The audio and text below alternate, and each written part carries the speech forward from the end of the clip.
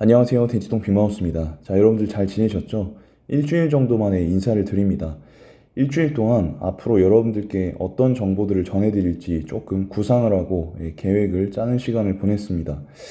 이번 시간에는 수험생들은 왜 이리도 힘들어할까요? 라는 제목으로 여러분과 함께 하려고 하는데요. 사실 우리 채널의 주 독자층이 어머님, 아버님들이시다 보니까 좀 어머님, 아버님들을 좀 청자로 설정하고 진행을 해보려고 합니다. 물론 중간중간에 수험생 여러분들도 챙기겠습니다. 양해를 부탁드리고요. 제가 생각했을 때 회사 생활이 수험 생활보다 뭐 더 쉽다 이런 건 절대 아니거든요. 혹은 뭐 사업이 수험 생활보다 더 쉽다 그런 건 아니죠. 그런데 우리 어머님, 아버님들은 뭐 힘드신 걸 그렇게 티를 내신다거나 아니면은 뭐 정말 절대적으로 힘들다 이렇게 느끼시는 적이 별로 없죠. 그러니까 자녀에 비해서는 별로 없으실 겁니다. 자녀분은 수험생은 자기 공부는 하면 되는데 왜 이렇게 힘들어 할까요? 사실 저도 시험을 많이 쳐봤고 또 제가 가르치는 친구들이 수험 생활을 하는 친구들이고 뭐 주변에도 많이 봤고 사실은 뭐 제가 사업을 해보고 학원 생활도 해보고 수험 생활도 해봤지만 단순 비교를 했을 때, 뭐, 수험 생활보다 사업이 더 편하다거나 그런 건 아닙니다. 그렇지만, 제가 생각했을 때도 이 수험 생활만의 좀 힘든 점이 분명히 있긴 하거든요. 근데 이게 되게 막연하더란 얘기입니다. 그래서 제가 이번 영상에서는 이 막연한 점을 좀 여러분들과 파헤치고 해결책을 말씀드리려고 합니다. 단언컨대 이 영상만 보셔도 여러분 자녀분의 인생이 바뀔지도 모르겠습니다. 아마 우리 어머님, 아버님도 도움이 되실지도 모르겠습니다. 한번 진행을 해보겠습니다. 단순히 힘든 게 문제가 아니더라고요. 그러니까 사업이나 뭐 회사 생활을 하면서도 굉장히 힘든 일들이 많죠. 그런데 사실은 우리 어머님, 아버님들은 그 힘든 걸 어떻게든 극복을 해 오셨고 앞으로도 극복을 잘 하실 겁니다. 그런데 자녀분들 같은 경우는 어떤 조그만 난관, 예를 들어 모의고사 점수가 낮게 나왔을 때 좌절을 크게 합니다. 슬럼프를 겪기도 합니다. 왜 그럴까요?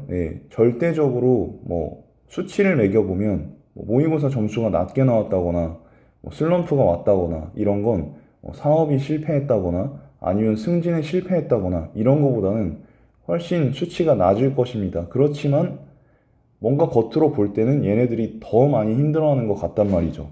이걸 말씀을 드려보도록 하겠습니다. 저는 대치동에서 수능 국어와 정시 컨설팅을 진행을 하고 있고요. 국어뿐만 아니고 수능을 통해서 실전적인 가치관을 정립하고 정신적 성장을 이뤄낼 수 있다고 생각을 합니다. 뭐 수능이 기계적이고 굉장히 뭐 뭔가 로봇처럼 공부하는 그런 시스템이라고 얘기를 많이 하시지만 저는 이 수능 시험을 통해서 제자들이 많이 변화되는 걸 봤고 수업이 끝나고 나서 이 수업을 통해서 삶이 많이 변했다 이렇게 하는 친구들을 많이 봤습니다. 그걸 믿고 있고요. 이 영상에 그런 점들을 담고 여러분들과 공유하도록 하겠습니다. 영상이 도움이 되신다면 구독과 좋아요 한 번씩 부탁드리고요. 노파심의 말씀을 드리자면 지금 시기에 이제 학원 선택을 많이 하시는 걸로 알고 있습니다. 어떤 학원에 가야 되느냐 했을 때 제가 좀 답을 내려드리면 개인적으로는 시스템보다는 약점 보완 목적이 가장 중요하다고 생각합니다. 뭐라고요? 시스템보다는 보통 학원을 선택하실 때 제가 보면 여러분들이 시스템을 제일 중시를 많이 하시는 것 같더라고요. 그런데 시스템이 중요한 게 아니라 물론 그것도 중요한데 이거보다 더 중요한 건 뭐냐면 약점 보완 목적이 가장 중요하다고 생각합니다. 그래서 단순히 대형 학원이나 시스템적 측면보다 나와 맞는 강사가 있거나 나에게 맞춰줄 강사가 있는지를 면밀히 보셔야 하거든요. 이런 점들은 제가 다음 영상에서 자세히 말씀을 드릴 수 있도록 하겠습니다. 본격적으로 이번 영상 주제와 관련된 내용을 말씀드리겠습니다. 수수께끼를 한번 파헤쳐가 보시죠. 일단 힘든 거를 잘 버텨내려면 좀 체력이 필요하다고 생각을 하거든요. 수험생들은 일단 체력이 없죠.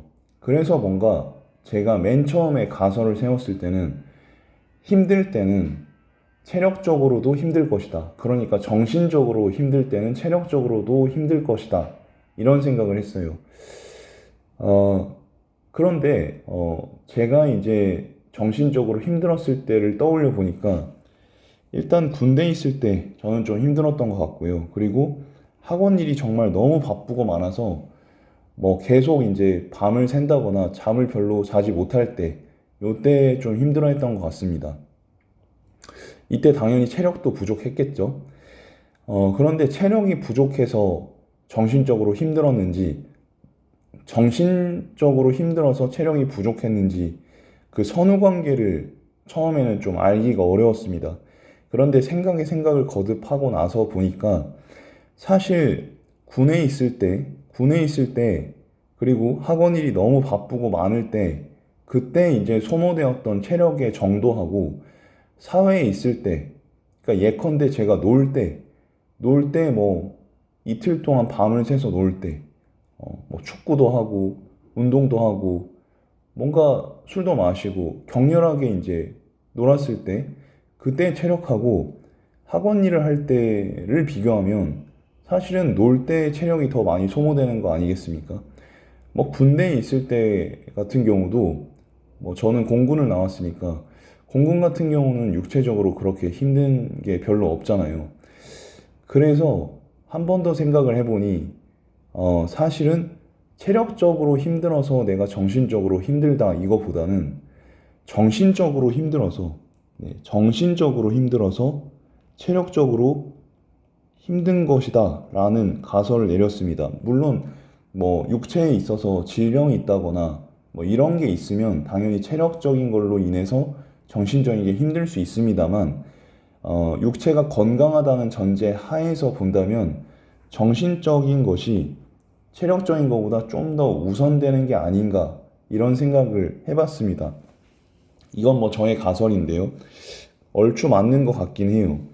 그러니까 제가 비유했을 때 이 체력이라는 건 뭐냐면 멘탈이라는 모터를 가진 자동차라고 생각을 하거든요. 비유를 들자면 그렇습니다. 그러니까 체력이 잘 받쳐주려면 멘탈이라는 모터가 튼튼해야 돼요. 좋아야 됩니다. 우리 자녀분들이 지금 커피라든지 에너지 드링크 이런 거 굉장히 많이 마시고 잠이 부족해서 아침에 일어나기 힘들어 하잖아요. 그렇죠? 근데 그런 것들은 모두 다 뭐 때문이냐? 멘탈이라는 모터가 좀 부실해져 있다. 이렇게 말씀을 드리고 싶습니다. 그럼 멘탈을 강하게 하는 방법이 무엇이냐 궁금하시겠죠? 제가 이 시간에 아주 간단하게 말씀드리겠습니다. 간단하게 말씀드리긴 하는데 이 결론을 도출하기까지 제가 굉장히 많은 시간을 소비를 했습니다. 말씀을 드리면 자, 사실은 체력을 유지하려면 체력과 이것 관리를 같이 해야 되는데 당연히 이건 멘탈 관리가 되겠죠. 그러면 앞서 말씀드렸던 것처럼 어떤 사람이 멘탈이 강한가라고 했을 때 제 생각엔 그렇습니다. 뭐 어떤 힘든 일 자체가 어떤 사람의 멘탈에 영향을 준다? 예를 들어서 그렇다고 하기엔 모의고사 점수가 떨어졌다라는 어떤 같은 상황을 놓고 어떤 친구는 더 열심히 해야겠다고 생각을 하기도 하고 어떤 친구는 좌절을 하기도 하고 그러니까 상황은 같은데 이제 거기에 따른 행동 패턴이 다르지 않습니까? 거기에 좀 주목을 해본 겁니다. 왜 상황은 같은데 사람은 다르게 행동을 하는가라고 했을 때 여기 잘 들으셔야 됩니다. 저는 바로 상황에 대한 해석에 따라서 어떤 사람이 갖고 있는 해석의 틀에 따라서 그 상황을 긍정적으로 받아들일 수도 있고 부정적으로 받아들일 수도 있다고 생각을 합니다. 그러니까 여러분들 자녀가 멘탈을 제대로 관리하기 위해서는 어떤 상황 자체보다도 그 상황에 대한 해석을 긍정적으로 할 수 있는 그런 이제 사람이 되는 것이 제일 중요합니다. 그래서 요 해석의 틀을 긍정적으로 바꿔야 돼요. 근데 뭐 말처럼 이게 쉽진 않습니다. 근데 불가능하지도 않아요. 제가 방법을 알려드리겠습니다. 이 해석의 틀이라는 건 해석 능력을 갖춘다는 건 사실 근육을 만드는 거랑 비슷합니다. 근육을 만들 때 여러분 쉽습니까? 그렇지 않죠. 계속 근육을 계속 사용해서 근육을 지치게 만들고 먼저 근육을 최대한도로 사용해서 뭔가 그 근육을 채워 넣어야 됩니다. 네, 근육의 밀도를 높여가야 됩니다. 마찬가지로 이 해석의 틀, 이것도 말하자면 해석의 근육이라고 비유할 수 있을 것 같은데, 이 해석의 근육을 촘촘하게 만들려면 먼저 여러분들은 이미 성공한 사람들, 이미 그 여러분들이 갖고 있는 정도의 그 어려움은 극복했던 사람들의 선례를 여러분이 많이 보시고 그 사람들의 특징을 연구하셔야 됩니다. 이게 무슨 얘기냐면, 예를 들어서 어떤 상황에 대해서 내가 능동적으로 해석을 해서 그걸 에너지로 만들려면 그 해석의 틀이요, 자신을 납득시킬 수 있을 만큼 굉장히 촘촘해야 되거든요. 밀도가 있어야 돼요.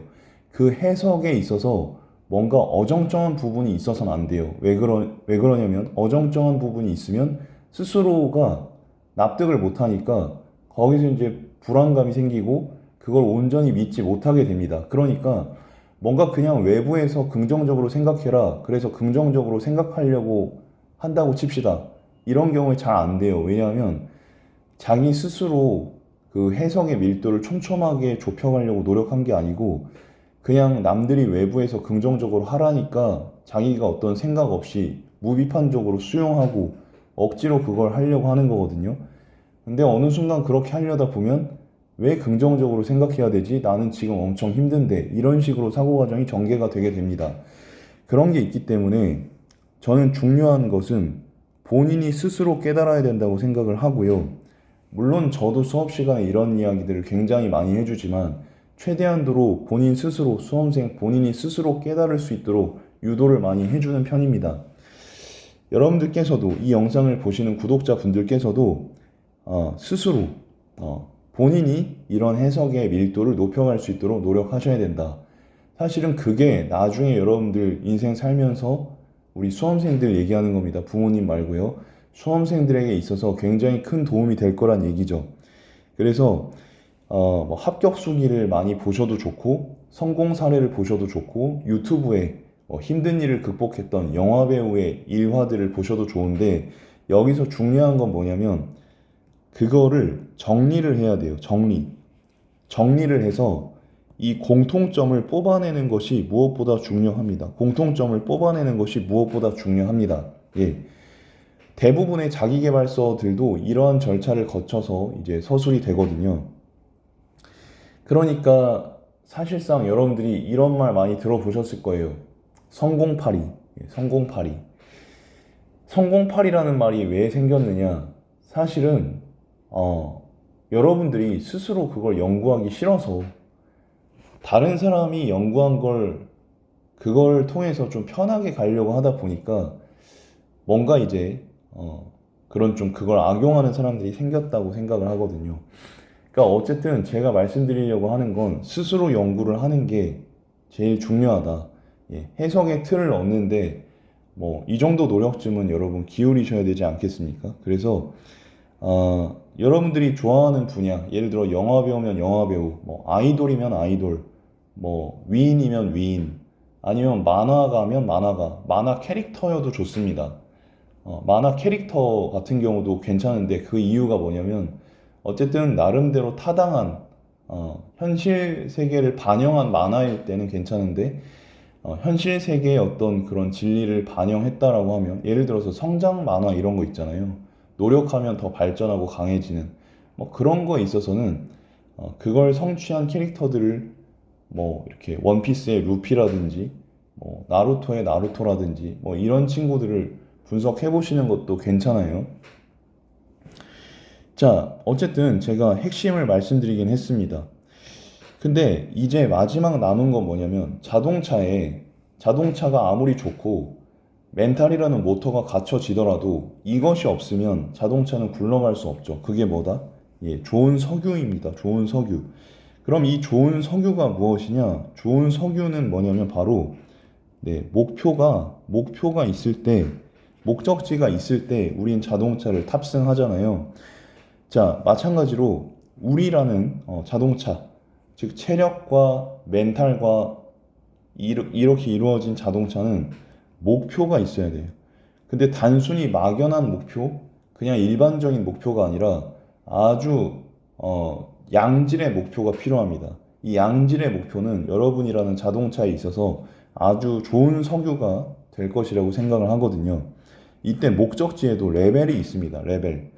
최상위 석유, 최상위 목표는 어떤 특징을 갖는가 말씀을 드리고 마치도록 하겠습니다. 먼저 제일 질이 좋지 않은 석유는 의무적이고 강제적으로 부여된 목표입니다. 이건 아무짝에도 소용이 없습니다. 이러면 체력이 아무리 좋고 멘탈이 아무리 좋아도 수험 생활을 잘할 수가 없습니다. 막연한 목표, 이것도 좋지 않습니다. 자, 그러면 이제 자발적이고 나름대로 구체적인 목표를 설정했다고 칩시다. 그렇다 하더라도 절실하지 않으면 이건 좋은 석유라고 할 수가 없어요. 자기 자신을 온전히 이제 몰입할 수가 없거든요. 자, 이제 자발적이고 구체적이고 절실하다고 칩시다. 하지만 뭔가 잘못된 방법으로 기계적으로 노력하면 되겠지 하는 생각을 갖고 목표에 접근하면 이것도 좋지 않습니다.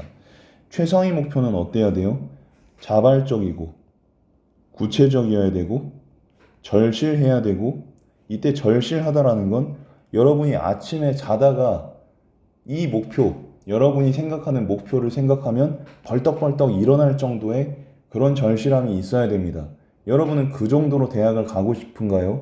여러분들이 가고 싶다고 이야기하는 게 실상은 내가 게임하는 정도보다 별로인 거지 않을까요? 그러니까 게임하고 노는 거보다 친구들을 만나는 것보다 공부가 덜 절실한 게 아닐까. 그렇게 되면 이길 수가 없다는 거죠. 올해 반드시 합격하고 싶은 친구들은 명심하시길 바랍니다.